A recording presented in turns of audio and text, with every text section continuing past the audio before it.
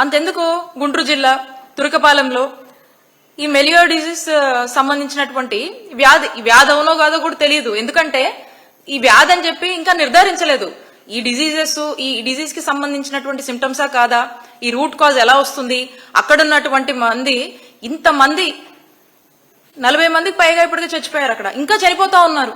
ఇన్ని నెలలుగా ఆ సిచ్యువేషన్ అక్కడ అరైజ్ అయితే ఇప్పుడు కూడా దీని రూట్ కాజ్ ఫైండ్ అవుట్ చేయలేదు, డిజీజ్ కన్ఫర్మేషన్ చేయలేదు. దీన్ని అరికట్టడానికి ఏం మెజర్ తీసుకుంది ప్రభుత్వం? ఏమీ తీసుకోలా.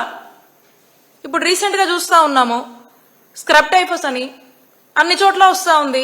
చాలా మంది అన్ని చోట్ల కూడా సిక్ అవుతా ఉన్నారు, హాస్పిటలైజ్ అవుతున్నారు, ప్రాణాలు కూడా పోతున్నాయి అని చెప్పి ఈ మధ్యకాలంలో మీడియాలో చూస్తా ఉన్నాము.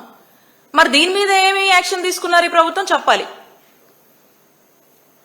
దీనికి ఏం సమాధానం చెప్తున్నారు? ప్రజలకు దీని గురించి ఏం అవేర్నెస్ కల్పిస్తున్నారు, దీని గురించి ఎలా జాగ్రత్తగా ఉండాలనేటువంటి ఆ మెజర్స్ అవేర్నెస్ కూడా కల్పించేటువంటి పరిస్థితుల్లో ఈ ప్రభుత్వం లేదు. మొత్తంగా చూస్తే ఈ రాష్ట్రంలో ఈ పేద మధ్య తరగతి సంబంధించినటువంటి ప్రజలకు వాళ్ళ ఆరోగ్య భద్రతకు గాని వాళ్ళ ఆరోగ్య భరోసాకు గాని సంబంధించి గాని దేని గురించి కూడా ఈరోజు ఎవ్వరు కూడా మరి ఈ ప్రభుత్వం అనేది ఒకటి ఉంది, ప్రజలకు బాధ్యత ఇవ్వాల్సినటువంటి బాధ్యత వాళ్ళ మీద ఉంది అని చెప్పి ఈ ప్రభుత్వం పూర్తిగా కూడా మరి మర్చిపోయి నిద్రపోయినట్టు వ్యవహరిస్తున్నటువంటి తీరు రాష్ట్ర ప్రజలందరూ కూడా గమనిస్తా ఉన్నారు. మరి ప్రజలే అంటున్నారు, ఏ కష్టం వచ్చినా కూడా పట్టించుకోనప్పుడు ఇలాంటి ప్రభుత్వం అవసరమా అని చెప్పి ప్రజలు ఓపెన్ గా మాట్లాడుకుంటున్నారు.